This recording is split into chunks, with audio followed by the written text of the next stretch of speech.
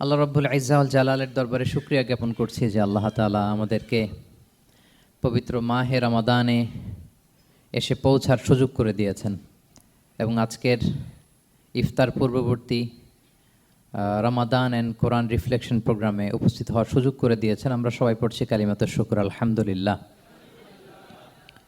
আল্লাহর শুকরিয়া জ্ঞাপনের পাশাপাশি আমি আজকের প্রোগ্রামের অর্গানাইজার বাংলাদেশ মুসলিম কমিউনিটি মালয়েশিয়াকে ধন্যবাদ জানাতে চাই এরকম চমৎকার একটি রমাদানুল মুবারকে কোরআনিক একটি প্রোগ্রামের আয়োজন করবার জন্য।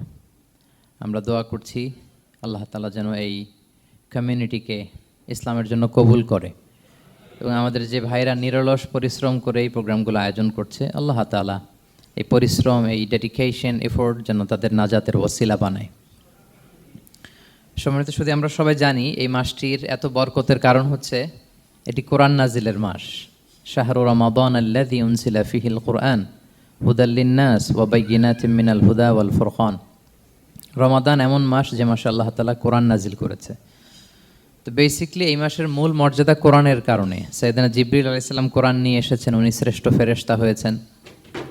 আল্লাহর হাবিব সাল্লাল্লাহু আলাইহি ওয়াসাল্লামের উপর কোরআন নাজিল হয়েছে, ফলে উনি শ্রেষ্ঠ নবী হয়েছেন। রমাদানে কোরআন নাজিল হয়েছে, ফলে রমাদান শ্রেষ্ঠ মাস হয়েছে। কদরের রাতে কোরআন নাজিল হয়েছে, ফলে কদর শ্রেষ্ঠ রাত হয়েছে। আমরাও যারা কোরআনের সাথে সুসম্পর্ক গড়ে তুলব, কোরআনের সাথে অ্যাটাচমেন্ট বাড়াবো, আমাদেরকেও শ্রেষ্ঠত্বের মর্যাদায় আল্লাহ তাআলা আসীন করবেন ইনশাআল্লাহ বিইذنিল্লাহ। তো আজকের প্রোগ্রামের আমার ফার্স্ট অ্যান্ড ফরমোস্ট রিমাইন্ডার হচ্ছে কোরআন নাজিলের মাসে আমরা যেন বেশি বেশি কোরআনের সাথে নিজেদের সম্পর্ককে নবায়ন করি এবং মজবুত করি। কার কীরকম কোরআনের সাথে সম্পর্ক আপনি নিজেই জানেন। প্রতিদিন কত পৃষ্ঠা কোরআন তেলাওয়াত করেন, কোরআনের অর্থ পড়েন, কোরআনের তাফসির পড়েন কিংবা শোনেন, আপনি নিজেই জানেন। সো নিজে নিজে যেন একটু নিজেকে যেন কাঠগড়ায় দাঁড় করাই এবং নিজেকে যেন জিজ্ঞেস করি যে আমার সাথে কোরআনের সম্পর্ক কতটুকু মজবুত। যদি ঘাটতি থাকে, গ্যাপ থাকে, এটা যেন আমরা মেক আপ করি, ফুলফিল করি এই বরকতময় মাসে। আপনারা খেয়াল করে থাকবেন যে শুরুতেই আমি সূরা ওয়াদ-দুহা ওয়াল-লাইলি ইযা সাজার কয়েকটি আয়াত তেলাওয়াত করেছি। তো আজকে আমরা এই সূরাটির সংক্ষিপ্ত তাফসির পেশ করব ইনশাআল্লাহ বিইذنিল্লাহ। যে মজলিসে কোরআনের তাফসির হয়, আল্লাহর কালামের ব্যাখ্যা উপস্থাপন করা হয়, প্রেজেন্টেশন করা হয়, এর চেয়ে শ্রেষ্ঠ মজলিস কি পৃথিবীতে আর হতে পারে? আমরা পৃথিবীর সবচাইতে শ্রেষ্ঠতম একটি মজলিসে এখন বসে আছি। প্রিয় ভাই এবং বোনেরা, আমরা সূরা দোহার তাফসির শুনব। এই সূরাটা মুখস্থ আছে না অনেকের? কোরআনের যে সমস্ত সূরা আমাদের অনেকেরই মুখস্থ, তার মধ্যে এটা অন্যতম একটা সূরা। এবং দেখবেন যে ইমাম সাহেবরা প্রায় এই সূরা তেলাওয়াত করে। যে সমস্ত সূরা দিয়ে প্রায় নামাজ পড়া হয়, এর মধ্যে অন্যতম একটা সূরা হচ্ছে সূরাতুদ দোহা। মুআয ইবনে জাবাল রাদিয়াল্লাহু তাআলা আনহুকে আল্লাহ রাসূল সাল্লাল্লাহু আলাইহি ওয়াসাল্লাম একটা এলাকার ইমাম বানিয়ে পাঠিয়েছিলেন। ওই এলাকার মুসল্লিরা ছিলেন, লোকজন ছিলেন শ্রমজীবী, কাজ করে খেত। সারাদিন ওট দিয়ে পানি সেচ করে খেজুর গাছে পানি দিত, খেজুরের চাষাবাদ করত, সারাদিন কষ্ট করে নামাজে যে জয়েন করত। তো উনি মাগরিবের নামাজে সূরা ফাতিহার পরে সূরা বাকারা তেলাওয়াত শুরু করলেন। সূরা বাকারা কোরআনের সবচেয়ে ছোট সূরা না? 286টা আয়াত, মানে সবচেয়ে বড় সূরা। তো মাগরিবের সালাত উনি যখন এত লম্বা তেলাওয়াত ধরলেন, মুসল্লিরা আর ইমাম সাহেবের সাথে থাকতে পারতেছে না। কারণ ওনারা তো, ইমাম সাহেবের হয়তো মন ফুরফুরে, উনি পড়তেছেন মনের আনন্দে দরাজ গলায়, কিন্তু মুসল্লিদের তো অবস্থা খারাপ। সারাদিন ওনারা খেতে খামারে কাজ করে আসছে, নামাজ ছেড়ে দিয়ে অনেকে চলে গেছে। একা একা নামাজ পড়ে যে আল্লাহ রাসূল সাল্লাল্লাহু আলাইহি ওয়াসাল্লামের কাছে যে বিচার দিল যে ইয়া রাসূলুল্লাহ, দেখেন এমন একজন ইমাম আপনি অ্যাসাইন করেছেন আমাদের এলাকায়, মাগরিবের নামাজে উনি সূরা বাকারা পড়ে, আর আমরা হচ্ছে শ্রমজীবী। রাসূল সাল্লাল্লাহু আলাইহি ওয়াসাল্লাম খুব রেগে গেলেন। মুআয ইবনে জাবালকে ডেকে বললেন, হে মুআয, আফাত্তানুন আন্ত, তুমি কি সমাজে ফিতনা ছড়াচ্ছ? তুমি জানো না এরা কারা? তোমার কি সূরা ওয়াদ-দুহা ওয়াল-লাইলি ইযা সাজা মুখস্থ নাই? তোমার কি ওয়াশ-শামসি ওয়া-দুহাহা এটা মুখস্থ নাই? তোমার কি সাব্বিহ ইসমা রাব্বিকাল আ'লা এই সূরাগুলো তোমার জানা নাই? উনি বললেন জানা আছে। তো এগুলো রেখে দিয়ে মাগরিবের নামাজে কেন সূরা বাকারা ধরলা? তোমার মুসল্লিরা তো শ্রমজীবী মুসল্লি। যখন ইমামের দায়িত্ব হচ্ছে পেছনে কারা আছে এটা খেয়াল করা। অনেক সময় ইমাম সাহেব আল্লাহু আকবার বলে যে নামাজ ধরছে, কি হচ্ছে পেছনে আর খোঁজখবর নাই। আল্লাহর হাবিব সাল্লাল্লাহু আলাইহি ওয়াসাল্লাম কিন্তু এমন ইমাম ছিলেন না, উনি অত্যন্ত বিবেকবোধ সম্পন্ন একজন ইমাম ছিলেন। একবার পেছনে এক বাচ্চার কান্না শুনে উনি নামাজ ছোট করে দিয়েছেন। সবাই বললেন, ইয়া রাসূলুল্লাহ, এত ছোট নামাজ তো কখনো পড়তে দেখি না। তখন রাসূল সাল্লাল্লাহু আলাইহি ওয়াসাল্লাম বললেন, একটা ছোট বাচ্চার কান্নার আওয়াজ আমার কানে এসেছে। আমার মনে হচ্ছে বাচ্চাটাকে সামলাতে নারীদের কাতারে একটা মায়ের খুব কষ্ট হচ্ছে, এজন্য নামাজটা আমি খাটো করে দিয়েছি। দেখেন কি চিন্তা চেতনা, পিছনে কি হচ্ছে সব রাসূল সাল্লাল্লাহু আলাইহি ওয়াসাল্লাম এটা খেয়াল করতেন। তো এই সূরার একটা ফজিলত আপনি জানলেন যে রাসূল সাল্লাল্লাহু আলাইহি ওয়াসাল্লাম সূরা ওয়াদ-দুহা ওয়াল-লাইলি ইযা সাজা এটা তেলাওয়াত করতে বলেছিলেন মুআয ইবনে জাবাল রাদিয়াল্লাহু তাআলা আনহুকে। এটা কোরআনের 93 নম্বর সূরা। কত নাম্বার? এটা মাক্কি সূরা, আর নাজিলের ধারাবাহিকতা অনুযায়ী এটা 11তম সূরা। মানে এই সূরার আগে আরো 10টা সূরা নাজিল হয়েছিল, তার মানে মক্কার একেবারে শুরুর দিকে এই সূরাটা নাজিল হয়েছিল। আপনারা জানেন যে এবছর আমার একটা বই এসেছে এক নজরে কোরআন নামে, সেখানে আমি প্রত্যেকটা সূরার সার সংক্ষেপ নিয়ে সংক্ষেপে, খুব সংক্ষেপে, কখনো যদি সুযোগ হয় আপনারা দেখবেন যে প্রত্যেকটা সূরা 5 পৃষ্ঠার মধ্যে আমরা নিয়ে আসার চেষ্টা করেছি। সেখানে এগুলো পাবেন, সূরাটা কয় নাম্বার, নাজিলের ধারাবাহিকতা কখন, তারপর কোরআন শরীফের মধ্যে কখন, এটার ফজিলত কি, এটার সেন্ট্রাল থিম কি, মেজর থিম কি, কজ অ্যান্ড ইফেক্ট কি, সব কেস স্টাডি থেকে শুরু করে রিফ্লেকশন সব আমরা সেখানে উল্লেখ করেছি। তো এই সূরাটা শুরুর দিকে, একেবারে শুরুর দিকে নাজিল হয়েছে। তার আগে মাত্র 10টি সূরা নাজিল হয়েছে। তো নাজিল হতে হতে 10টা সূরা যখন নাজিল হলো, এরপর অনেক দিন রাসূল সাল্লাল্লাহু আলাইহি ওয়াসাল্লামের কাছে কোনো সূরা নাজিল হয় না। কয়দিন নাজিল হয় না? কোনো বর্ণনায় 15 দিন, কোনো বর্ণনায় 1 মাস, কোনো বর্ণনায় 2 মাস, কোনো বর্ণনায় 6 মাস, টানা 6 মাসের গ্যাপ ওহী নাজিল হয় না। আল্লাহর হাবিব সাল্লাল্লাহু আলাইহি ওয়াসাল্লাম তিনি ওহী মিস করতে শুরু করলেন, যে ঘটনা কি, কোরআন নাজিল হচ্ছে না কেন, হঠাৎ এত গ্যাপ কেন? ওনার মাথায় কয়েকটা জিনিস ঘুরপাক খেলো। একটা ঘুরপাক খেলো যে আমার কোনো কাজে আল্লাহ আবার অসন্তুষ্ট হলো নাকি, অথবা আমি কোরআনের আয়াত এই বাণীগুলো পৌঁছে দেওয়ার ক্ষেত্রে আমার কোনো গাফলতি হয়ে গেল নাকি, সামহাও কি আল্লাহর সাথে আমার কানেকশন এটা কি লুজ হয়ে যাচ্ছে, আমি কি কোনোভাবে আল্লাহ থেকে দূরে সরে পড়তেছি। রাসূল সাল্লাল্লাহু আলাইহি ওয়াসাল্লাম টেনশনে পড়ে গেলেন, চিন্তায় পড়ে গেলেন, কিরে ওহী আসে না কেন, আসে না কেন, আসে না কেন। এটা ছিল একটা দিক। আরেকটা দিক হচ্ছে আল্লাহর হাবিব সাল্লাল্লাহু আলাইহি ওয়াসাল্লামের কাছে কোরআনের আয়াত যাই নাজিল হতো উনি যে লোকদের কাছে প্রচার করে দিতেন। এখন নাজিল হয়েছে এখনই যে প্রচার শুরু, রাতে নাজিল হয়েছে রাতেই প্রচার শুরু, দিনে নাজিল হয়েছে দিনেই প্রচার শুরু, যখন নাজিল তখন প্রচার। কারণ আল্লাহ তাআলা বলেছেন, ইয়া আইয়ুহার রাসূলু বাল্লিগ মা উনজিলা ইলাইক মির রাব্বিক, আপনার রবের পক্ষ থেকে যা নাজিল হয়েছে প্রচার করেন। তো এই যে মাঝখান দিয়ে কয়েক মাস যার কোনো প্রচার টচার করে না, মুশরিকরা টিটকারি মারতে শুরু করলো, বলে কি মুহাম্মদ, তোমার আল্লাহ তোমার ভুলে গেছে বোধহয়, তোমার আল্লাহ বোধহয় তোমাকে আর পছন্দ করে না। আগে তো প্রতিদিন কিছু না কিছু শোনাতা যে এইটা নাজিল হয়েছে, ওইটা আসছে, এই বিধান ওই বিধান, এখন তো কোনো খোঁজখবর নাই। ঘটনা কি? আল্লাহর হাবিব সাল্লাল্লাহু আলাইহি ওয়াসাল্লামের চাচি উম্মে জামিল, আবুল হাবির স্ত্রী, সে আরও খারাপ কথা বলল। সে বলল, ইন্না শাইতানাকা কদ তারাকাক, তোমার কাছে যে একটা শয়তান আসতো এখন বোধহয় আর আসে না মুহাম্মদ, নাউযুবিল্লাহি মিন যালিক। এটা দিয়ে জিবরিল আলাইহিস সালামকে বুঝিয়েছেন। জিবরিল এসে কি কি যেন বলে, কই এখন তো কিছু বলো না। তো রাসূল বলবে কি করে, কারণ তিনি তো মন গড়া কিছু বলতেন না। আল্লাহর হাবিব সাল্লাল্লাহু আলাইহি ওয়াসাল্লাম মনে যা ইচ্ছা হয় মন গড়া কখনো কিছু বলেছেন? আওয়াজ করে বলেন, মন গড়া বলতেন তিনি?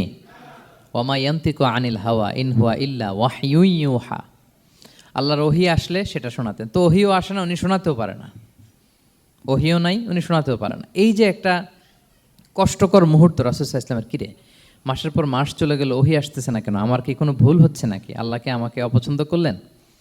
রাসূল সাল্লাল্লাহু আলাইহি ওয়াসাল্লাম যখন এরকম দুশ্চিন্তিত, পেরেশান, অ্যাংজাইটিতে পড়ে গেলেন, ভারাক্রান্ত, ঠিক তখন রাসূল সাল্লাল্লাহু আলাইহি ওয়াসাল্লামকে সান্ত্বনা দেওয়ার জন্য এই সূরাটা আল্লাহ নাজিল করেছেন।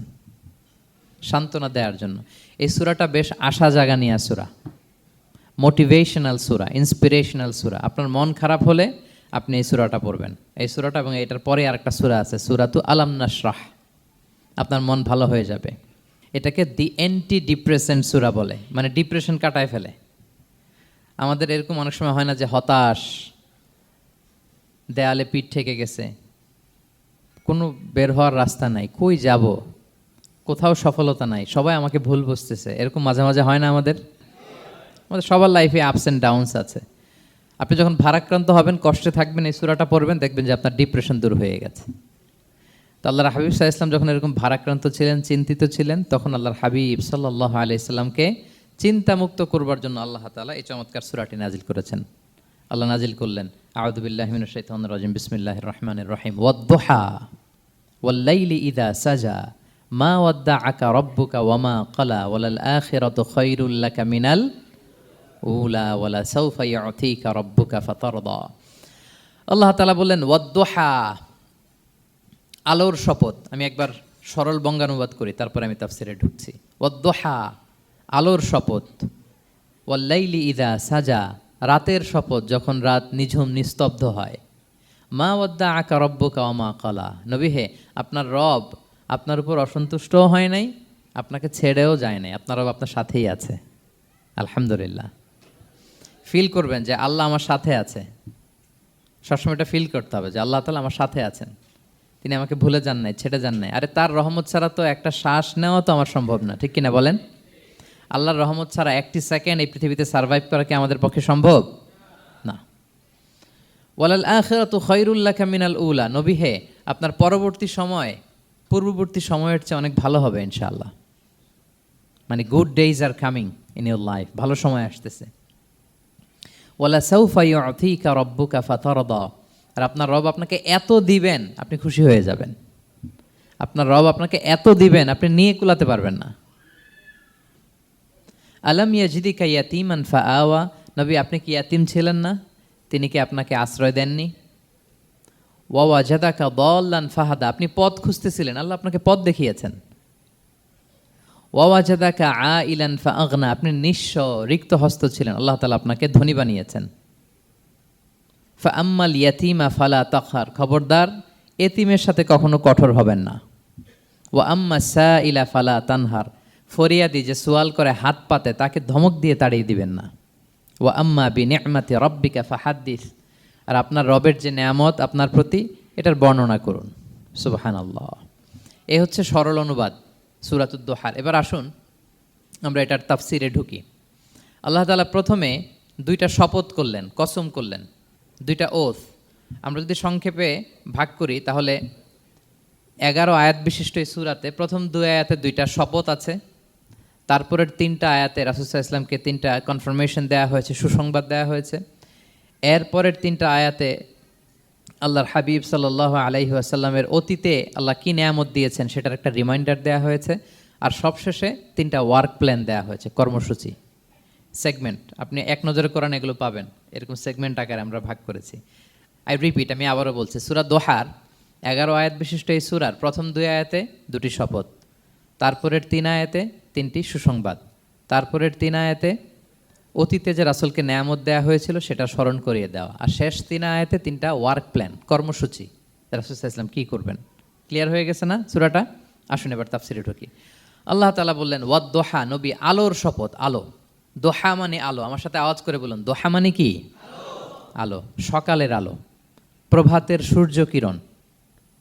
দিনের প্রথম অংশে একটা সানশাইন থাকে না, খুব চমৎকার লাগে 9টা 10টার দিকে, হ্যাঁ, সানশাইন।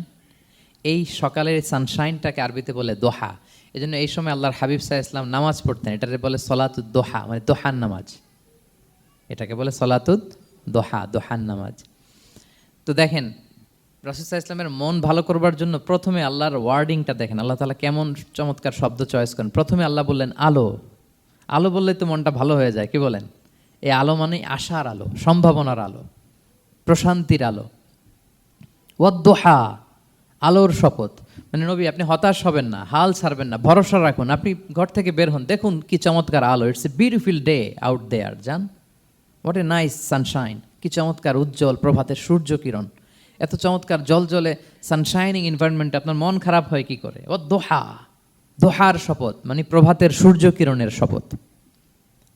আবার বললেন ওয়াল্লাইলি ইযা সাজা, রাতের শপথ যখন সে রাত নিঝুম হয়, গভীর হয়, নিস্তব্ধ হয়। 2টা শপথ, আলোর শপথ আর রাতের অন্ধকারের শপথ।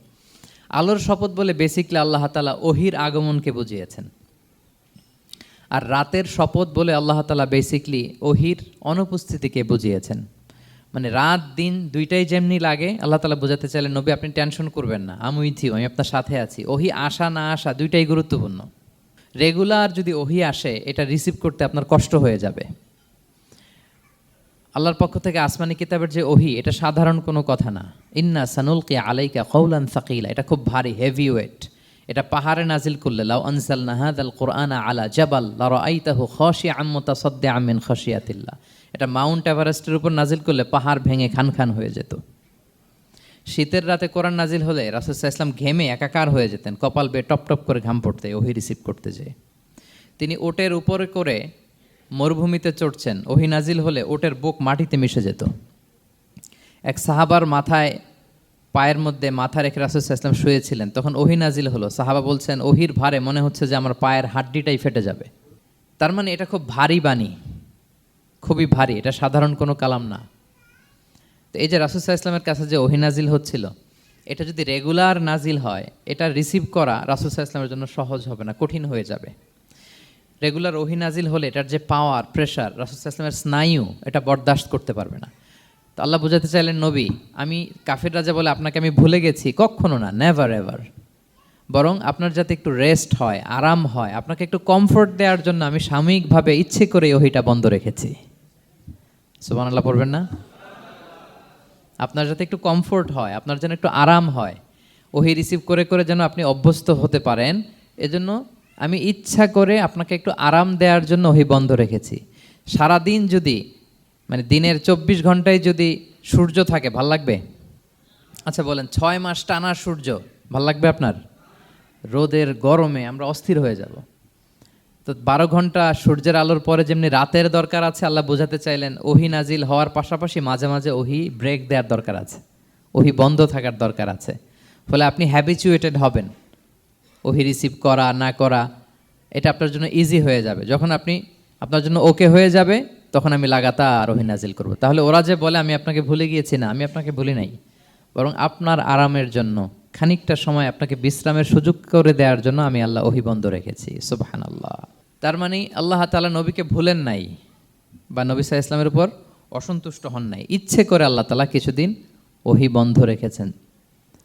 প্রতিদিন সূর্য থাকলে যেমনি ভাল লাগে না, মানে 24 ঘন্টা, এজন্য 12 ঘন্টা সূর্য দিয়ে আল্লাহ 12 ঘন্টা রাত দিয়েছেন, আমাদের আরামের, বিশ্রামের, ঘুমের আয়োজন করেছেন। ঠিক তেমনি রেগুলার ওহী রিসিভ করলে রাসূল সাল্লাল্লাহু আলাইহি ওয়াসাল্লামের জন্য কষ্ট হয়ে যাবে, এজন্য ইচ্ছে করে আল্লাহ গ্যাপ দিয়েছেন। আল্লাহর হাবিব সাল্লাল্লাহু আলাইহি ওয়াসাল্লামের উপর আল্লাহ অসন্তুষ্ট হননি। এটাই আল্লাহ তাআলা বললেন যে ওয়াদ-দুহা ওয়াল-লাইলি ইযা সাজা, প্রভাতের সূর্য কিরণের শপথ, রাতের নিঝুম নিস্তব্ধ পরিবেশের শপথ। মা ওয়াদ্দাআকা রাব্বুকা ওয়া মা ক্বালা, আপনার রব আপনারে ভুলেও যায় নাই, আপনারে ছেড়েও যায় নাই, আপনার উপর নাখোশও হয় নাই। সুবহানাল্লাহ। আপনার রব আপনার সাথেই আছে, এটা সবসময় ফিল করবেন যে আমার রব আমার সাথে আছে। এটা ফিল করলে আপনার মধ্যে যে সাহস আসবে, আপনি কল্পনাই করতে পারবেন না যে এত এনার্জি আপনার ভিতরে আসলো কি করে। আপনারা খেয়াল করেছেন, বছর খানিক আগে ভারতবর্ষের আমাদের এক বোনের সামনে কিছু সন্ত্রাসী, ওরা জয় শ্রীরাম জয় শ্রীরাম বলতেছিল, মনে আছে? কিন্তু আমার ওই বোন মুস্কান কি বলছিল বলেন তো? তার এক আল্লাহু আকবারে from north to south, from east to west, the entire globe প্রকম্পিত হয়েছে। আমরা সবাই পড়েছি আল্লাহু আকবার, সবাই আমরা কি পড়েছি? আল্লাহু আকবার। কারণ সে ফিল করেছে যে আল্লাহ আমার সাথে আছে। মনকে তুমি বুঝিয়ে বলো আল্লাহ আছেন আমার সাথে, এটা ফিল করতে হবে। আল্লাহর হাবিব সাল্লাল্লাহু আলাইহি ওয়াসাল্লামকে আল্লাহ তাআলা এইটাই অ্যাসিওরেন্স দিলেন, কনফার্মেশন দিলেন যে মা ওয়াদ্দাআকা রাব্বুকা ওয়া মা ক্বালা, আপনার রব আপনাকে ভুলে যায় নাই, আপনার রব আপনার প্রতি অসন্তুষ্ট হয় নাই। আমি ইচ্ছা করে ওহীটা বন্ধ রেখেছি যাতে আপনার আরাম হয়। সুবহানাল্লাহ। আল্লাহর হাবিব সাল্লাল্লাহু আলাইহি ওয়াসাল্লামের প্রতি আল্লাহ তাআলা কতটা টেক কেয়ার করতেন দেখেন।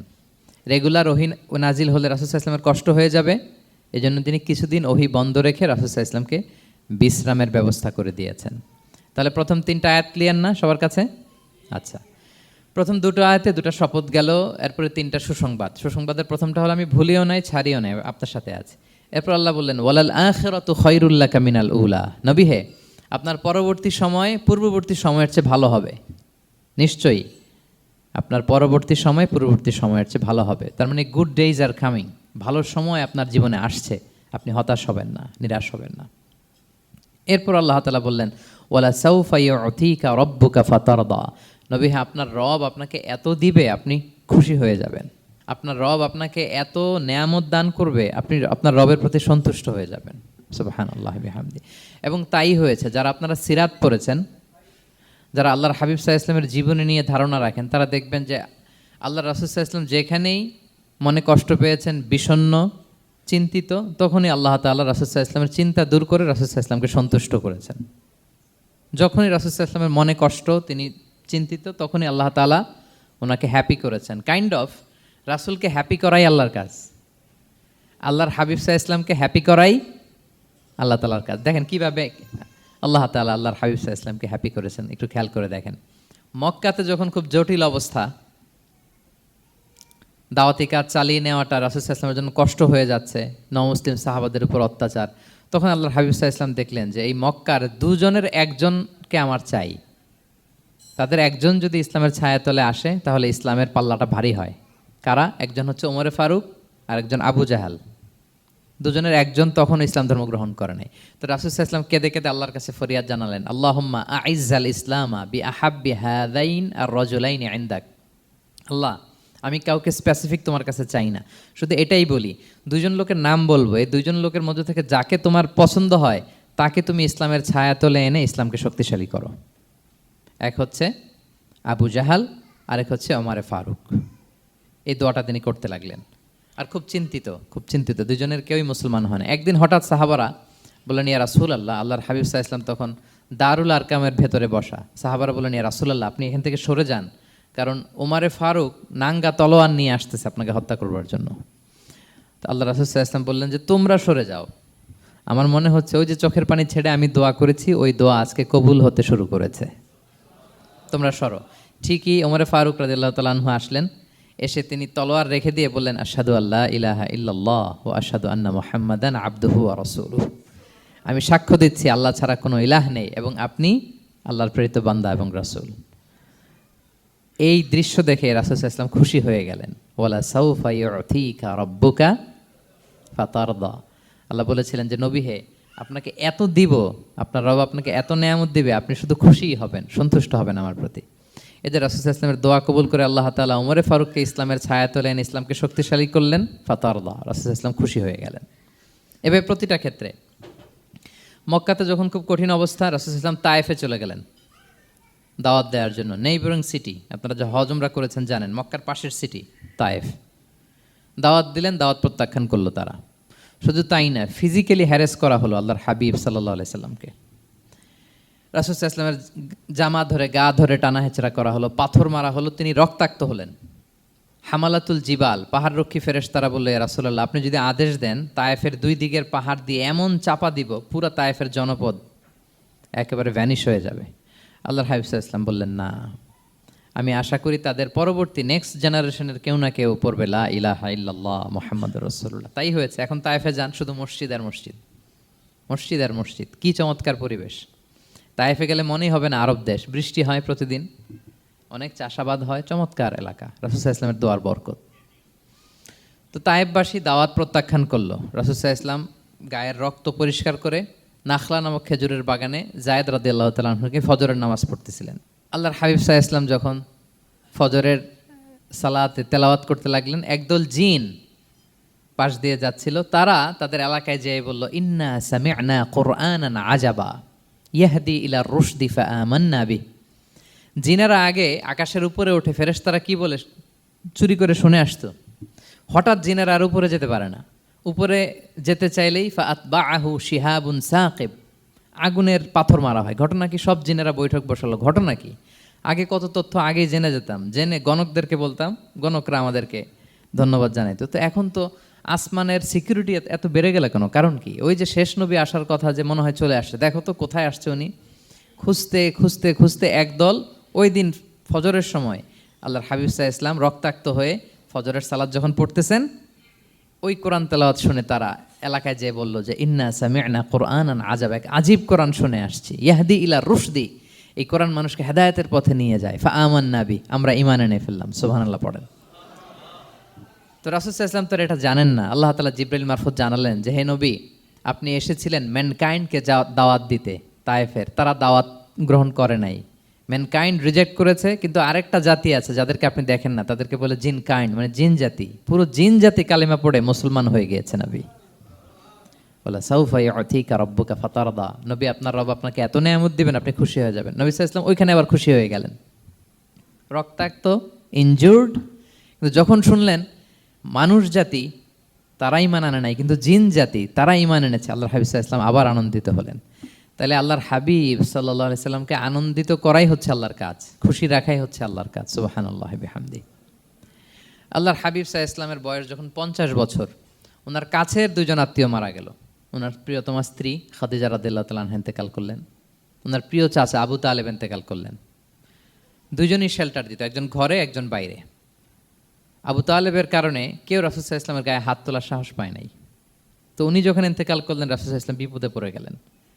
সারাদিন কাফেরদের বকা ঝকা গালি খেয়ে ঘরে যখন আসতেন, খাদিজা রাদিয়াল্লাহু তাআলা আনহার কথা শুনলে ওনার হৃদয়টা প্রশান্ত হয়ে যেত। তো বাইরের চাচাও নাই, ভেতরের স্ত্রীও নাই, দুজনই মারা গেলেন ওই বছর। ওই বছরকে বলা হয় আমুল হুজন, মানে দুশ্চিন্তার বছর। এত ভারাক্রান্ত আল্লাহর হাবিব সাল্লাল্লাহু আলাইহি ওয়াসাল্লাম হলেন, চিন্তিত হলেন, মনটা ভেঙে খান খান। আল্লাহ তাআলা কিন্তু ঠিকই বোঝেন যে তার হাবিবকে কখন হ্যাপি করতে হবে। আল্লাহ তাআলা তখন সাইয়েদনা জিবরাইল আলাইহিস সালামকে পাঠালেন যে যাও, আমার বন্ধুকে আর পৃথিবীতে থাকার দরকার নাই, আমার বন্ধুকে ঊর্ধ্ব জগতের নৈশ ভ্রমণের ইনভাইটেশন দিয়ে আসো, মানে মেরাজের ইনভাইটেশন দিয়ে আসো। পড়েন সুবহানাল্লাহ। সুবহানাল্লাযী আসরা বিআবদিহি লাইলাম মিনাল মাসজিদিল হারামি ইলাল মাসজিদিল আকসা, মসজিদুল হারাম থেকে মসজিদুল আকসা, তারপরে উপরে সুম্মা দানা ফাতাদাল্লা ফাকানা কাবা কাউসাইনি আও আদনা।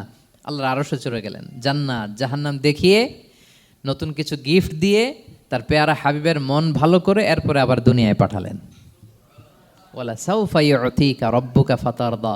নবী হে, আপনাকে এত নেয়ামত দিব, আপনি শুধু খুশিই হবেন আর সন্তুষ্ট হবেন। সুবহানাল্লাহ।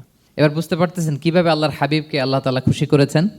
মক্কায় আর থাকতে পারতেছেন না, এমন অবস্থা যে কোনো সময় আল্লাহর হাবিব সাল্লাল্লাহু আলাইহি ওয়াসাল্লামকে হত্যা করা হবে। আল্লাহ তাআলা আল্লাহর হাবিবের জন্য নতুন জায়গার ব্যবস্থা করে দিলেন, তবা কিংবা তাইবা, যেটাকে আমরা মদিনা বলি। তিনি মদিনায় গেলেন, আবার রাসূল সাল্লাল্লাহু আলাইহি ওয়াসাল্লামের হৃদয় প্রশান্ত হলো। কিন্তু মদিনায় যে তিনি কাবাকে মিস করতে আরম্ভ করলেন। আল্লাহর হাবিব সাল্লাল্লাহু আলাইহি ওয়াসাল্লাম নবী হওয়ার পরে টানা 14 বছর কিবলা ছিল কিন্তু বাইতুল মাকদিস। কিন্তু মক্কায় যখন তিনি ইবাদত করতেন, তিনি বাইতুল মাকদিসের দিকেই হয়েই নামাজ পড়তেন, কিন্তু সামনে কাবাটারে রাখতেন। কথা বুঝতে পেরেছেন? মক্কায় যখন তিনি নামাজ পড়তেন 13 বছর, কিবলা যেহেতু বাইতুল মাকদিস, বাইতুল মাকদিসের দিকেই হয়ে নামাজ পড়তেন, কিন্তু মাঝখানে রাখতেন কোনটারে? কাবাকে। তাহলে কেমন যেন কাবাই তার সামনে। আচ্ছা, কিন্তু মদিনায় যখন গেলেন, এখন তো আর সুযোগ নাই, কাবা একদিকে, বাইতুল মাকদিস আরেক দিকে, এখন কাবাকে আর সামনে রাখা যাচ্ছে না। মিস করতে লাগলেন কাবাকে।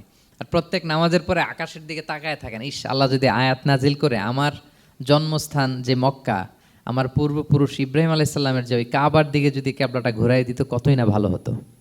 আল্লাহ বলেন যে আপনি যে কদ নারা তাকাল্লুবা ওয়াজহিকা ফিস সামা, নবী আপনি যে আকাশের উপর চেহারা উঠিয়ে মনে মনে কি চান আমি তো বুঝি। আল্লাহর হাবিব সাল্লাল্লাহু আলাইহি ওয়াসাল্লামকে খুশি করার জন্য আল্লাহ আয়াত নাজিল করলেন, ফাওয়াল্লি ওয়াজহাকা শাতরাল মাসজিদিল হারাম। নবী হ্যাঁ, আপনাকে খুশি করার জন্য নতুন বিধান নাজিল করলাম। এখন থেকে, ফ্রম রাইট নাও, আপনি যখনই নামাজ পড়বেন এখন থেকে কাবামুখী হয়ে আপনি সালাত আদায় করবেন। তাহউইলুল কিবলা, কিবলা পরিবর্তন হয়ে গেল। সুবহানাল্লাহি ওয়া বিহামদি। আপনারা মসজিদে নববীর পাশে মদিনাতে একটা মসজিদ দেখবেন, এটাকে বলে মসজিদ যুল কিবলাতাইন। এমন মসজিদ যে মসজিদে এক নামাজে 2 কিবলা শেয়ার করা হয়েছিল। মানে এই আয়াত যখন নাজিল হলো, আল্লাহর হাবিব সাল্লাল্লাহু আলাইহি ওয়াসাল্লামের সাথে একজন নামাজ পড়ে যে ওই মসজিদে যে দেখে কিছু লোক নামাজ পড়তেছে ওই বাইতুল মাকদিসের দিকে হয়ে, কারণ তখন পর্যন্ত ওইটাই কিবলা। তিনি নামাজরত অবস্থায় এদেরকে বললেন যে তোমরা তো জানো না এইমাত্র আয়াত নাজিল হয়েছে, কিবলা কিন্তু আর ওই দিক নাই, ডাইরেকশন চেঞ্জ, এদিকে হয়ে যাও। তো ইমাম সহ মুসল্লি সব ঘুরে নামাজের মধ্যে ওইদিকে হয়ে গেছে। তাহলে একই নামাজে 2টা কিবলা শেয়ার করা হয়েছে, ফলে তখন থেকে মসজিদের নাম হয়ে গেছে মসজিদ যুল কিবলাতাইন, 2 কিবলাওয়ালা মসজিদ। তাহলে দেখেন, আল্লাহর হাবিব সাল্লাল্লাহু আলাইহি ওয়াসাল্লামকে খুশি করার জন্য আল্লাহ তাআলা কিবলা চেঞ্জ করে দিছে। সুবহানাল্লাহ বলতে পারলেন না? এভাবে যখনই আল্লাহর হাবিব সাল্লাল্লাহু আলাইহি ওয়াসাল্লাম বিষণ্ণ, চিন্তিত, মন খারাপ, ওনার মন ভালো করার দায়িত্ব নিয়েছে কে? জিবরাইল এসে শোনাতে লাগলো, আগের জামানায় কেউ 500 বছর 700 বছর হায়াত পেয়েছে। বনি ইসরাইলের অনেক মুজাহিদ 1000 বছর জেহাদ করেছে। কয় হাজার বছর? জেহাদি করছে 1000 বছর। আমরা হায়াত পাই কয় বছর? আমাদের হায়াত কয় বছর অন অ্যান অ্যাভারেজ? 60-70। আল্লাহর হাবিব সাল্লাল্লাহু আলাইহি ওয়াসাল্লাম এটাই বলেছেন যে আমার উম্মতি মা বাইনা 60 ইলা 70, আমাদের গড় আয়ু 60 থেকে 70। ওয়া আকাল্লুহুম মা ইয়াজুযু যালিক, আর সামান্য অল্প সংখ্যকই মানুষ এটাকে ক্রস করতে পারে। এই কথা শুনে যে আগের উম্মত 1000 বছর জেহাদ করছে, এটা শুনে রাসূল সাল্লাল্লাহু আলাইহি ওয়াসাল্লাম আবার কাঁদতে আরম্ভ করলেন, হায় রে আমার গুনাহগার উম্মতের কি হবে, আমার উম্মত তো 60-70ই শেষ, আমার উম্মতের কি হবে। আবার চিন্তিত, আবার কান্নাকাটি। তখন আল্লাহ তাআলা নাজিল করলেন, ইন্না আনসালনাহু ফি লাইলাতিল কদর ওমা আদরাকা মা লাইলাতুল কদর লাইলাতুল কদরি খায়রুম মিন আলফি শাহর। নবী আপনি কাঁদবেন না, ওদেরকে হায়াত দিছি বেশি, কদর দেই নাই। আপনার উম্মতকে হায়াত কম দিছি, কিন্তু আপনার উম্মতের জন্য আমি লাইলাতুল কদর রেখে দিয়েছি। এক কদরের রাতে আবাদত করলে খায়রুম মিন আলফি শাহর, 1000 মাস আবাদত করলে যে পরিমাণ সওয়াব, অতটুকু না, খায়ের এর চেয়ে বেশি সওয়াব আল্লাহ তাআলা আপনার উম্মতের আমলনামায় দিয়ে দিবেন। আবার আল্লাহর হাবিব সাল্লাল্লাহু আলাইহি ওয়াসাল্লাম মন ভালো হয়ে গেল। ওয়ালা সাউফা ইউতিকা রাব্বুকা, সবাই বলেন ওয়ালা সাউফা ইউতিকা রাব্বুকা ফাতারদা। নবী হে এত দিব, আপনি শুধু হ্যাপি হবেন, হ্যাপি। এরপরে বদরের যুদ্ধে বিজয় দান করলেন, মক্কা বিজয় দান করলেন, তাবুক যুদ্ধে বিজয় দান করলেন। সব শেষে জান্নাতে ওনার জন্য স্পেশাল একটা জায়গা থাকবে, ওই জায়গায় কেউ বসতে পারবে না। জায়গাটার নাম মাকামে মাহমুদ। ওয়া মিনাল লাইলি ফাতাহাজ্জাদ বিহি নাফিলাতাল লাকা আসা আন ইয়াবআসাকা রাব্বুকা মাকামাম মাহমুদা। ওই মাকামে মাহমুদের সিংহাসনে আল্লাহর হাবিব সাল্লাল্লাহু আলাইহি ওয়াসাল্লাম বসবেন, ওনার জন্য স্পেশাল খাস, কেউ এখানে বসতে পারবে না। তার মানে হ্যাপি শুধু দুনিয়াতেই করবে না আল্লাহ তাআলা, আল্লাহর হাবিবকে আখিরাতেও করবে। আল্লাহর হাবিব সাল্লাল্লাহু আলাইহি ওয়াসাল্লামকে কাউসার দেয়া হবে, ইন্না আতাইনা কাল কাউসার। হে নবী আপনাকে কাউসার দিয়েছি, এমন হাউজে কাউসার, যে হাউজে কাউসারের সামনে পান পেয়ালা, যেটা দিয়ে পানি নিয়ে আপনি উম্মতকে খাওয়াবেন, এটার সংখ্যা আকাশের তারা যত বেশি তার চেয়েও বেশি। হাউজে কাউসারের পানি এটা দুধের চেয়েও সাদা, বরফের চেয়েও ঠান্ডা, মধুর চেয়েও মিষ্টি। এক ঢোক যে খাবে চিরকালের জন্য তার গলা থেকে তৃষ্ণা মিটে যাবে। He will never ever be thirsty again. একবার খাইছে তো শেষ। পেতে চান সেটা আল্লাহর হাবিবের কাছ থেকে? আমরা পেতে চাই কি চাই না বলেন? ইন্না আতাইনা কাল কাউসার। নবী আপনাকে আমি কাউসার দিয়েছি। সব শেষে আল্লাহর হাবিব সাল্লাল্লাহু আলাইহি ওয়াসাল্লাম সুপারিশ করার অনুমতি পাবেন, যেদিন কেউ সুপারিশ করতে পারবে না। সবাই বলবে নফসি নফসি নফসি নফসি, থার থার করে কাঁপবে। এক একজন নবী, ইব্রাহিম আলাইহিস সালাম, ঈসা আলাইহিস সালাম, মূসা আলাইহিস সালাম, থার থার করে কাঁপবে। আর আল্লাহর হাবিব সাল্লাল্লাহু আলাইহি ওয়াসাল্লাম ওই মাকামে মাহমুদে সিংহাসন ফেলে দিয়ে সেজদায় শুধু কাঁদতে থাকবে, আর সেজদার মধ্যে বলবে উম্মতি উম্মতি উম্মতি উম্মতি। হে আল্লাহ আপনি আমার গুনাহগার উম্মতকে বাঁচান, আল্লাহ আপনি আমার গুনাহগার উম্মতকে বাঁচান, আল্লাহ আপনি আমার গুনাহগার উম্মতকে বাঁচান। আল্লাহ তাআলা এটা সহ্য করতে না পেরে জিবরাইল আলাইহিস সালামকে বলবেন যে ওয়াসআলহু মা ইউবকিক, জিবরাইল যাও জিজ্ঞেস করো তো আমার বন্ধু এত কাঁদে কেন, কি চায় জিজ্ঞেস করো। তো আল্লাহর হাবিব সাল্লাল্লাহু আলাইহি ওয়াসাল্লাম বলবেন আল্লাহুম্মা উম্মতি উম্মতি, আল্লাহ আমার উম্মতকে বাঁচান, আমার গুনাহগার উম্মতকে বাঁচান।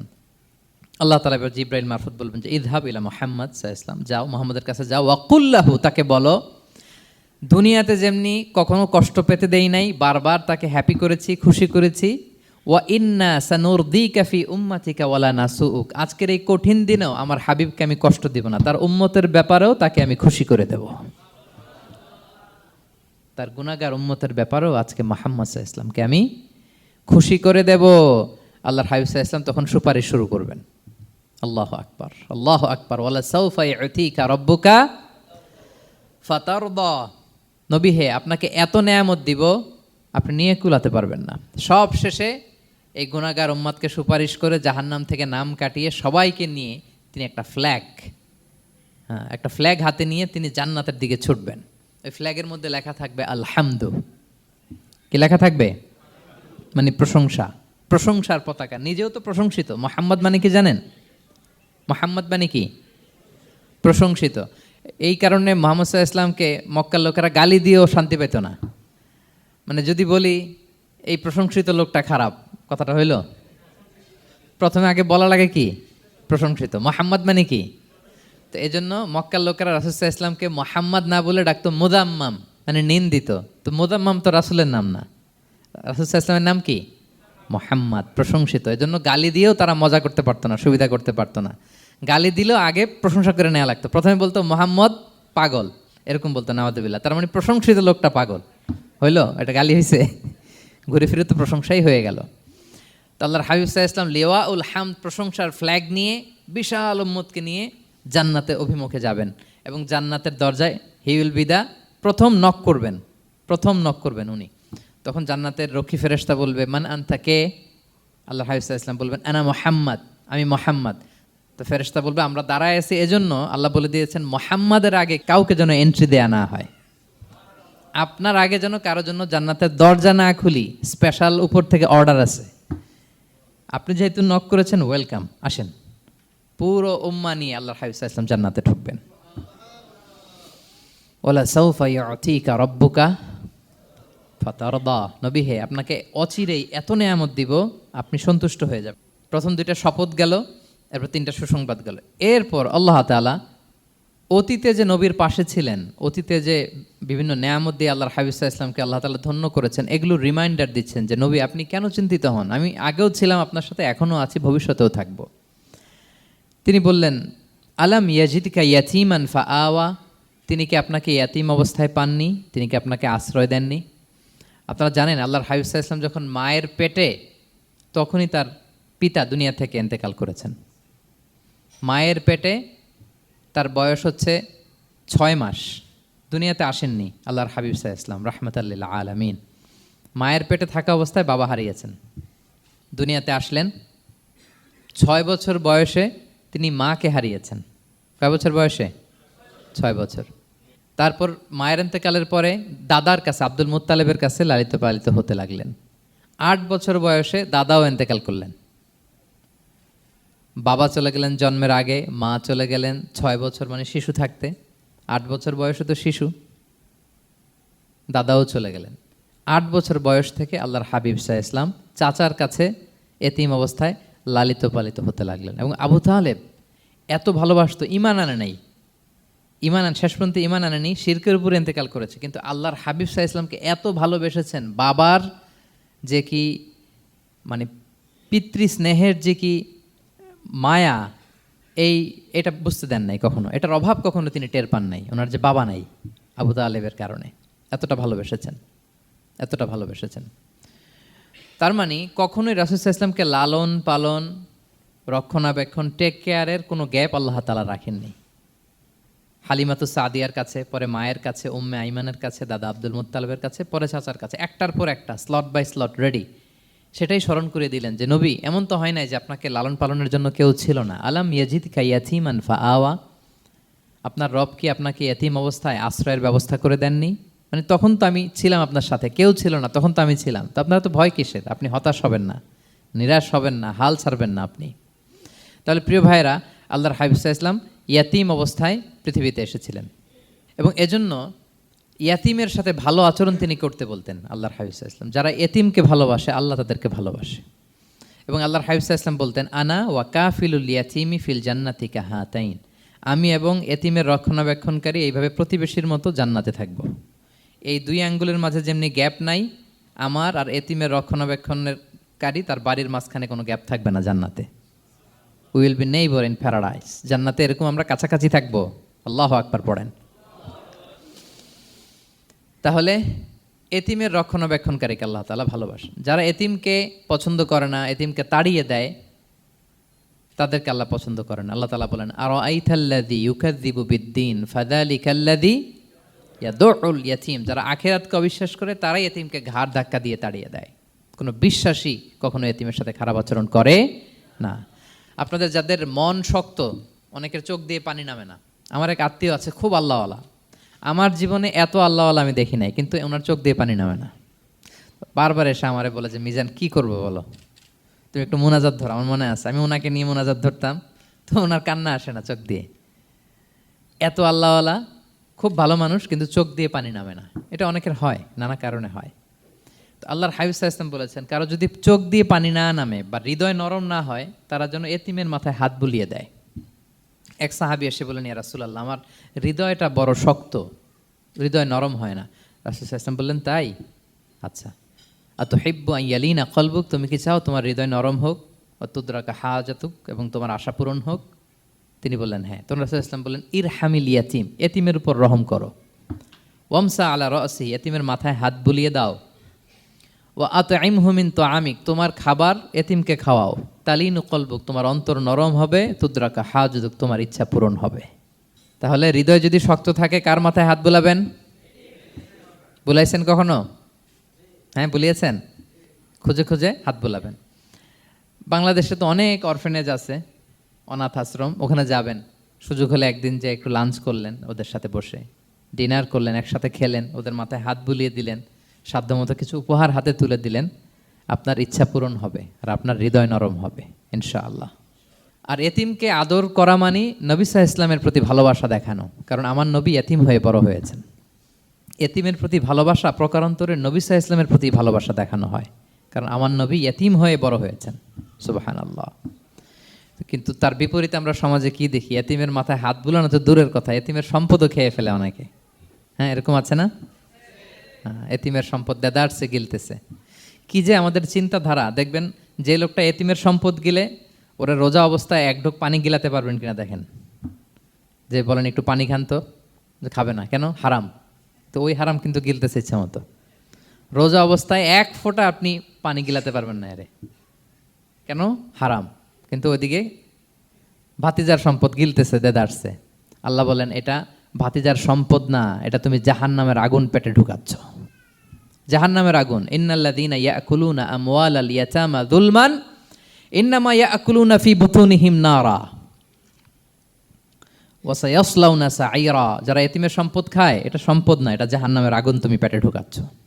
সো এতিমের প্রতি যেন আমরা নমনীয় হই, তাদের মাথায় হাত বুলাই, তাদের জন্য খরচ করি, তাদের প্রতি যেন আমরা দয়াদ্র হই, কারণ আমার নবী এতিম অবস্থায় বড় হয়েছেন।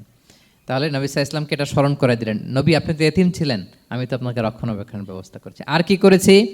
ওয়াজাদাকা দাল্লান ফাহাদা। নবী আপনাকে আমি এমন অবস্থায় পেয়েছি, আপনি পথ খুঁজতেছিলেন, আমি আপনাকে পথ দেখিয়েছি। You are searching the right path and I guided you to the right sense of direction. আপনি পথ খুঁজতেছিলেন, আমি পথ দেখাইছি। এখানে দল্লানের অর্থ পথভ্রষ্ট করা যাবে না। ওয়াজাদাকা দল্লান, হে নবী আপনাকে আমি পথভ্রষ্ট পেয়েছি, পরে পথ দেখাইছি, এরকম বলা যাবে না। এটা আল্লাহর হাবিব সাল্লাল্লাহু আলাইহি ইসলামের ক্ষেত্রে প্রযোজ্য নয়। অনেক বাংলা তাফসীর অর্থে আমি দেখেছি পথ হারা। নবী আপনাকে আমি পথ হারা পেয়েছি, পথ দেখেছি, এটাও খুব একটা সুন্দর না। সবচেয়ে সুন্দর হচ্ছে নবী আপনি পথ খুঁজতেছিলেন, সত্যের অনুসন্ধানী ছিলেন। অনেক সময় দেখবেন অনেক পথিক যেতে যেতে এমন এক জায়গায় যায়, দেখে 3 রাস্তা কিন্তু কোনো সাইনবোর্ড নাই। পুরাতন রাস্তাগুলোতে এরকম অনেক সময় হতো না আমাদের, 3 দিকে রাস্তা, কোনো সাইনবোর্ড নেই, তো যাবো কই? এটা বুঝালেন যে নবী আপনি পথ খুঁজতেছিলেন, আমি আপনাকে দেখিয়েছি, হে নবী এটাই সিরাতুল মুস্তাকিমের পথ। ওয়াজাদাকা দাল্লান ফাহাদা, আপনি পথ খুঁজতেছিলেন, আমি আপনাকে পথ দেখিয়েছি। তো ছোটবেলায় সাথে ছিলাম, পথ খুঁজতেছিলেন, পথ দেখালাম, আমি আপনার ভুললাম কোথায়? কাফিরদের কথায় মন খারাপ করেন কেন যে তারা বলে আমি আপনাকে ভুলেছি, ছেড়েছি? নো, নেভার এভার, আমি আপনার সাথেই আছি।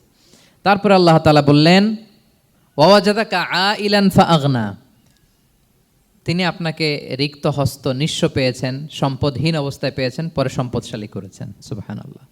আল্লাহর হাবিব সাল্লাল্লাহু আলাইহি ওয়াসাল্লাম শুরুতে সম্পদের অত যোগান ছিল না, পরে খাদিজা রাদিয়াল্লাহু তাআলা আনহার সাথে যখন বিয়ে হলো, আল্লাহ তাআলা সম্পদের কষ্ট দূর করলেন, কারণ খাদিজা রাদিয়াল্লাহু তাআলা আনহা অনেক বড় ব্যবসায়ী ছিলেন। বিয়ের আগে পার্টনারশিপে বিজনেস ছিল রাসূল সাল্লাল্লাহু আলাইহি ওয়াসাল্লামের সাথে। আল্লাহর হাবিব সাল্লাল্লাহু আলাইহি ওয়াসাল্লাম শ্রম দিয়েছেন, খাদিজা রাদিয়াল্লাহু তাআলা আনহার ইনভেস্টমেন্ট ছিল। তো ওই শ্রমে খাদিজা রাদিয়াল্লাহু তাআলা আনহার এক বান্ধবী, তিনি এমন প্রশংসা করলেন এসে আল্লাহর হাবিব সাল্লাল্লাহু আলাইহি ওয়াসাল্লামের ব্যাপারে যে এমন লোক আমি দেখি নাই, ওনার কথা বার্তা, চলন, কথন, ডিলিং সব আলাদা। পুরো কাফেলার মধ্যে উনি একরকম, পুরো কাফেলা আরেক রকম। এই কথা শুনে তো খাদিজা রাদিয়াল্লাহু তাআলা আনহা আকৃষ্ট হলেন যে এরকম একজন সৎ লোকই তো আমার চাই। প্রস্তাব দেয়া হলো, চাচাদের কাছে বিয়ে হয়ে গেল। এবং বিয়ের পরে খাদিজা রাদিয়াল্লাহু তাআলা আনহা নারীদের মধ্যে সর্বপ্রথম শাহাদা বাক্য পড়ে মুসলমান হয়েছিলেন। নিজের সব সম্পদ আল্লাহর হাবিব সাল্লাল্লাহু আলাইহি ইসলামের পায়ের সামনে এনে দিয়ে দিলেন, ইয়া রাসূলুল্লাহ আমার সম্পদ মানে আপনার সম্পদ, ইসলামের জন্য যত মনে চায় আপনি খরচ করেন।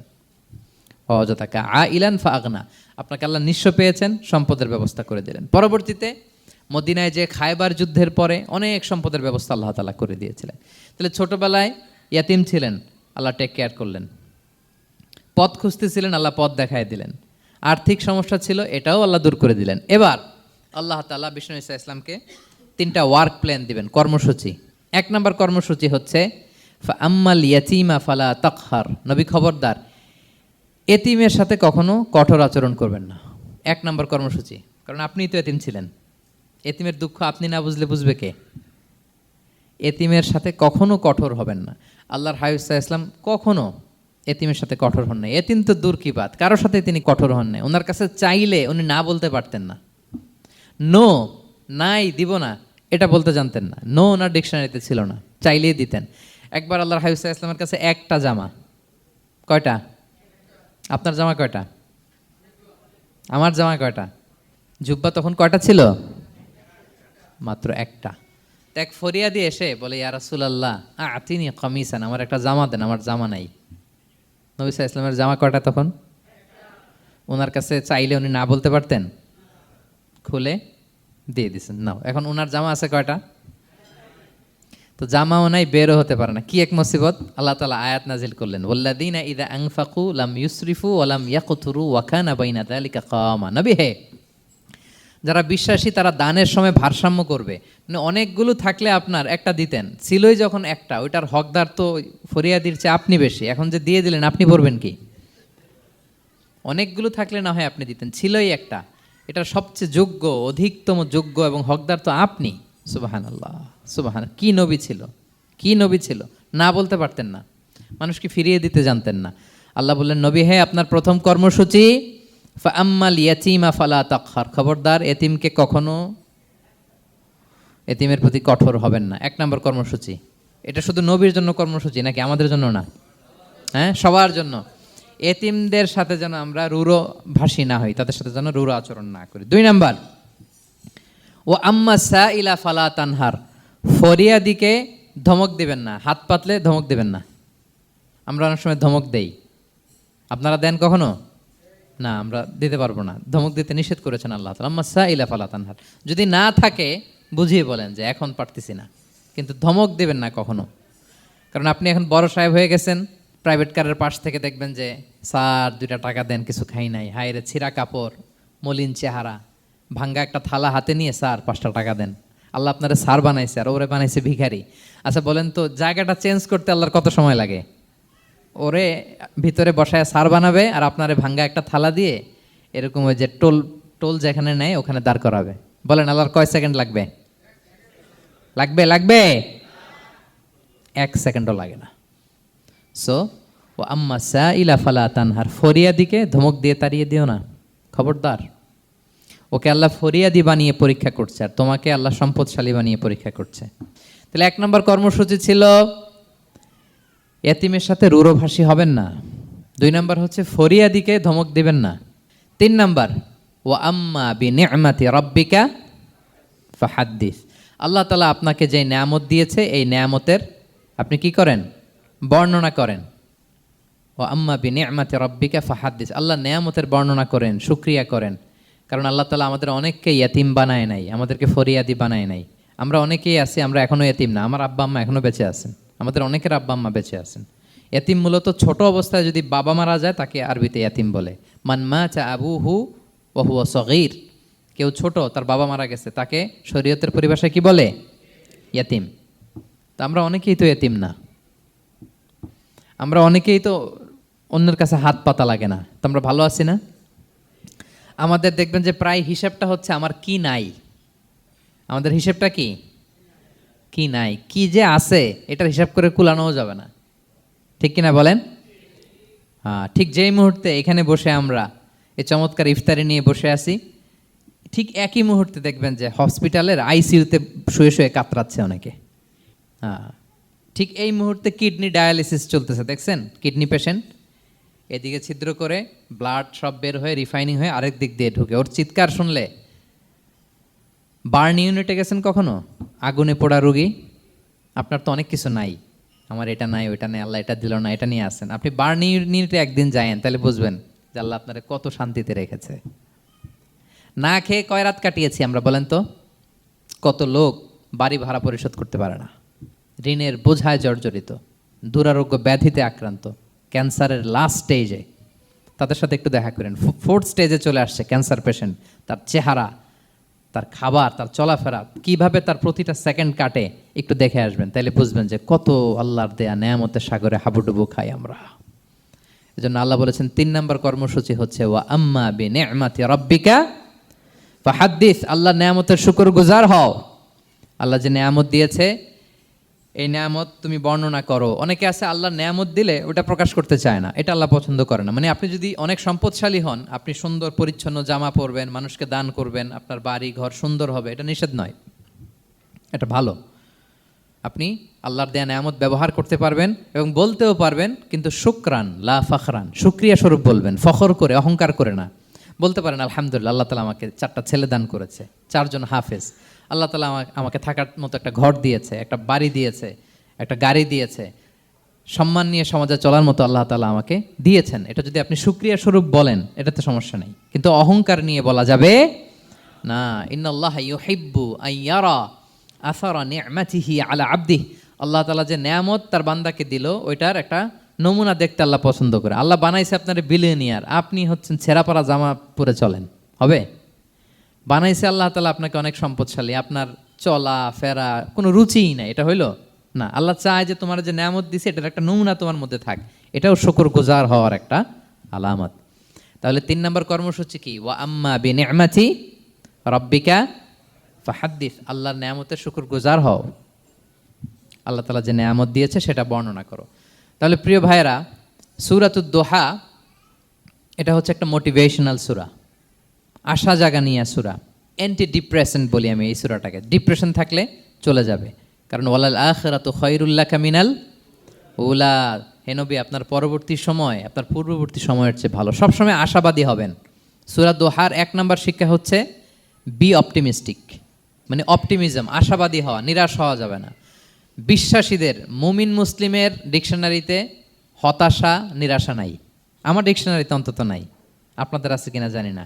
আজকে থেকে বলেন আপনাদের ডিকশনারিতে হতাশা নিরাশা রাখবেন? আমাদের কোনো হতাশা নাই, নিরাশা নাই, কারণ আমরা যে পরিস্থিতিতে থাকি না কেন আমাদের সাথে কে আছেন? লা তাহজান ইন্নাল্লাহা মা'ানা, চিন্তিত হয়ো না, আল্লাহ আমার সাথে আছেন। আল্লাহ আমার সাথে আছেন বললেই দেখবেন মুস্কানের মতো এক তাকবীর আপনার মুখ দিয়ে বেরোচ্ছে, এমন এনার্জি বেরোচ্ছে, গোটা বিশ্ব আপনি জয় করে ফেলবেন তখন। এটাই আমাদের সবচেয়ে বড় পাওয়ার। আমাদের সাথে কে আছে? ইন্নাল্লাহা মা'ানা, আল্লাহ তাআলা আমাদের সাথে আছেন। তাহলে সূরা দোহার আজকের তাফসীরের 1 নম্বর লেসন হচ্ছে optimism. Believer should be optimistic always. বিশ্বাসীরা আশাবাদী হয়, নিরাশ হয় না, হতাশ হয় না, হাল ছাড়ে না। বিশ্বাসীরা ভরসা রাখে এক মহান সত্তার উপর। আওয়াজ করে বলেন তো তিনি কে? আল্লাহর উপর ভরসা রাখে, আমরা নিরাশ হই না। 2 নাম্বার শিক্ষা হচ্ছে গ্রেটফুলনেস, কৃতজ্ঞতা। আপনার জীবনে অনেক কিছু আছে, নাই নাই বলবেন না, শুধু কমপ্লেইন করবেন না। অনেকে দেখবেন শুধু অভিযোগ, এটা নাই ওইটা নাই, এই পাইলাম না, ওর আছে এটা, ওর, আমার সাথে কেন এমন হয়, আমার সাথে শুধু আমার সমস্যা। এগুলো যারা বলে তাদেরকে আল্লাহ নেয়ামত আরও ছিনিয়ে নেয়। বরং যারা অল্প পেয়েও বলে আলহামদুলিল্লাহ, তাদেরকে নেয়ামত দেওয়ার ধারাবাহিকতা আল্লাহ তাআলা অব্যাহত রাখেন। সব অবস্থায় আলহামদুলিল্লাহ, যে কোনো পরিস্থিতিতে, যে কোনো অবস্থায় কি বলবো আমরা? আপনি খেয়াল করে দেখেন না যে আপনার কি কি আছে, কত কিছু যে আপনার আছে, অবাক করা। 3 নাম্বার কাইন্ডনেস। 3 নাম্বার লেসন হচ্ছে কাইন্ডনেস, দয়া। আমরা যেন অন্যের প্রতি দয়াশীল হই। আপনি অন্যের প্রতি দয়ালু হলে আপনার প্রতি দয়ালু হবো কে? ওয়াল্লাহু ফি আউনি আবদিহি মা দামাল আবদু ফি আউনি আখি। আল্লাহ ততক্ষণ পর্যন্ত কোনো বান্দার সাহায্যে থাকে যতক্ষণ পর্যন্ত ওই বান্দা তার ভাইয়ের সাহায্যে থাকে। তাহলে বলেন তো, আল্লাহর সাহায্য পাওয়ার প্রথম শর্ত কি? অন্যের জন্য সাহায্যের হাত বাড়িয়ে দেওয়া। তাহলে মনে থাকবে তো? নাকি এতিমকে ধাক্কা দিয়ে বের করে দিবেন? ফরিয়াদিকে ধমক দিবেন একটা? বড় সাহেব তো আপনি, বড় স্যার, খবরদার। তাহলে 1 নম্বর লেসন অপটিমিজম। আমরা হতাশ হব না, হতাশা আমাদের ডায়েরিতে নাই, আমরা আশাবাদী, আমরা আল্লাহর রহম ভরসার ভিখারি, ঠিক কিনা বলেন?